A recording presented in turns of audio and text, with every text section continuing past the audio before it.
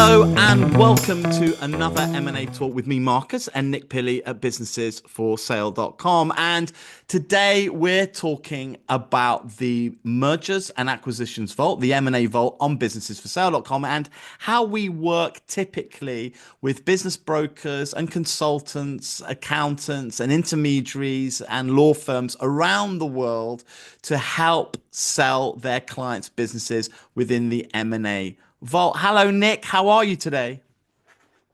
Great, Marcus. How are you, sir?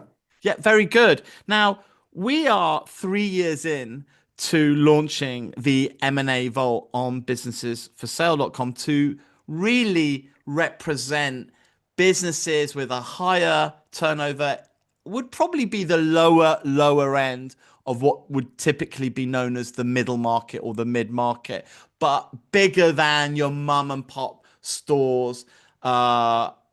Typically with revenues between $1 and $20 million. And what I really want to get into, Nick, is how you at businessesforsale.com work with business brokers and intermediaries around the world to help them sell more of these types of businesses.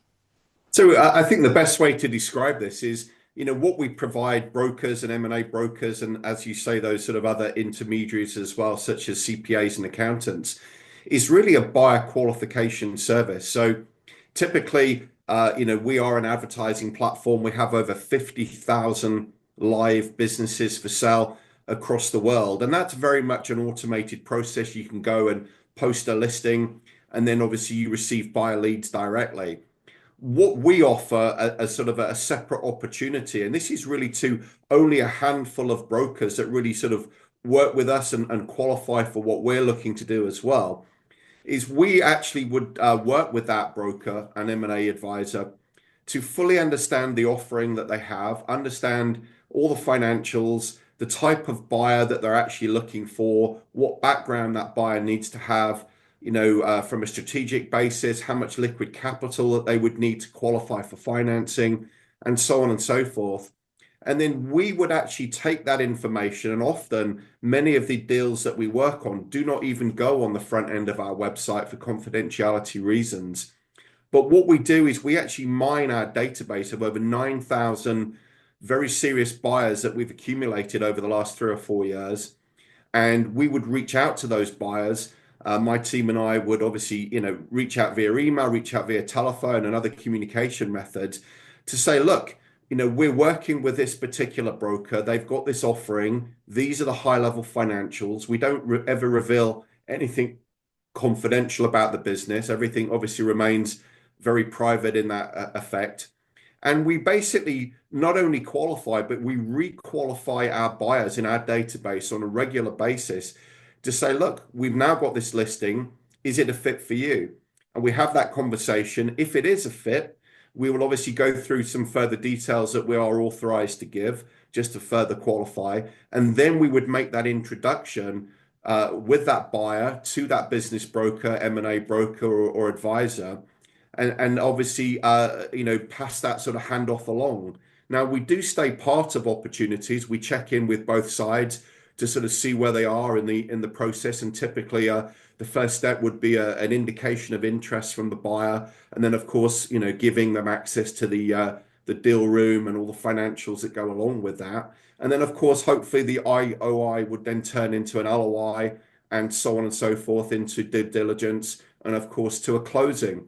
And what was quite interesting, Marcus, I was looking at some statistics of deals that actually we've helped facilitate and close over the last sort of few years.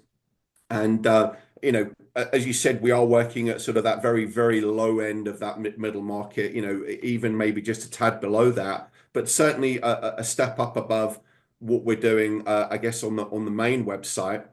The average sort of list price for a deal that we take on from this side, the average price is about $1.9 million.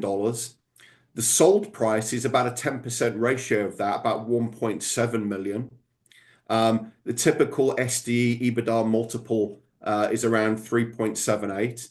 And typically, it takes 268 days from when we are introduced to that business in order for it to close. So So about a you're saying about 9 month, just nine shy of months, 9 month period. 9 months About period. 9 months. Yeah. So, if you are interested, if you are a business broker listening to this and really want to, help us find you the right sort of a buyer, we're not interested in sending you 50 leads. What our job is to send you half a dozen very qualified buyers that are seriously interested in your opportunity, and we'll provide you with all the reasoning. We provide you with all that sort of information on that buyer, and then you as the broker can choose whether you want to speak to that particular buyer or not. You may already be speaking to them, and that's fine. We work on a trust basis with our brokers. We're not looking just to work with you on one deal. We're looking to build obviously a long-term relationship. So of course, if you're already working with that person, no problem, move on to the next one that we introduce. I was But in most cases, we are providing brand new leads that you don't get anywhere else. Oh, sorry to cut across you there, Nick. I was particularly interested in your EBITDA SDE ratio. Um, what was that number again? Like these are actual businesses that have been sold through this system, and we're starting to collect all the data on these businesses that are being sold in this way. And that's why we're Yes. able to get average prices, what the discount is off the listing price. But you're also tracking the EBITDA SDE multiple. Now, just to explain to people, let's quickly explain to people what an EBITDA is and how that differs from SDE and what a multiple is and what the multiple is for these businesses that are being sold. So most of the businesses that we work with are based on their historical performance, and typically the value of a business is determined by the company's profit, and the profit can be calculated in various ways. Smaller businesses are calculated, using what we call a seller discretionary multiple. And typically, we see that model is anywhere between 2 and 3x on an SDE And when you basis. say X, just to make it clear, that's 2 or 3 times the multiple of that profit number. So That's if the correct. profit number, for sake of argument, is 100, 100 grand, 100,000, then you're looking at a multiple of 2 or 3 that, so 300,000. Correct. And then on top of that, of course, you would add on things like inventory, you would add on things like real estate or property. And there may be other assets that have yet to be depreciated that you may want to add on an additional goodwill value for. So, it's not just about that sort of 2 to 3x from an SDE perspective, but where businesses obviously state their EBITDA, their earnings before interest, tax, and amortization. Larger businesses are typically sort of quoted at that sort of profit level. We typically see multiples anywhere from 4 to 5x, 4 to 5 of EBITDA that businesses are sold for there. So just looking at all of the data that we've got combined right now, we're seeing the typical multiple of businesses sold about 3.78 x. So again, this is invaluable data for us. It helps us obviously help brokers to guide them with, valuation expectations as well. It helps obviously us determine the right sort of buyers to work with that can afford these types of businesses. Because quite often or not, most of the deals that we actually put out there do not have a list price attached to them. We're expecting, offers of invitation from a buyer to come in, and brokers and other sellers do not typically want to state a list price because they would prefer that buyers make an offer on that. So as a rule of thumb, if the business is quoting an SDE price, it's usually between 2 and 3x. If it's an EBITDA price, it's typically between 4 and 5x. And then, of course, on top of that, there would be things like real estate, non-operating assets, inventory, and so on and so forth. And of course, when it comes to buying the business, this is invaluable in terms of structuring the finance for the deal because you get once you've got an accurate understanding of the valuation that is rooted in this kind of historical data, it makes it easier, doesn't it, for people to make decisions, for lenders and finance institutions and banks to lend them money It makes it easier even for the seller, the business owner that's selling the business, to do some kind of sort of vendor financing deal as well as part of the finance mix. It helps the buyer know what kind of deposit he needs to be putting down. All of this just helps ground the transaction into reality, doesn't it? And it helps get everyone over the line. Absolutely. It's not just about qualifying, obviously, buyers, at least from our side, but obviously the brokers that we work with go to great lengths to qualify the seller to make sure that that business is obviously bona fide. They obviously have their audited accounts in order. And, as you just said, it's really important that those accounts, are audited so that when a buyer comes along and has to go to a financial institution to go out and borrow money against that business, they can obviously do so with confidence. Obviously, the US is a little bit different because we have right now the great SBA system over here. But in territories like Canada, where we do see a lot of activity, we know that banks over there are typically only lending 2.5, maybe up to 3x of EBITDA or SDE when it comes to a particular deal.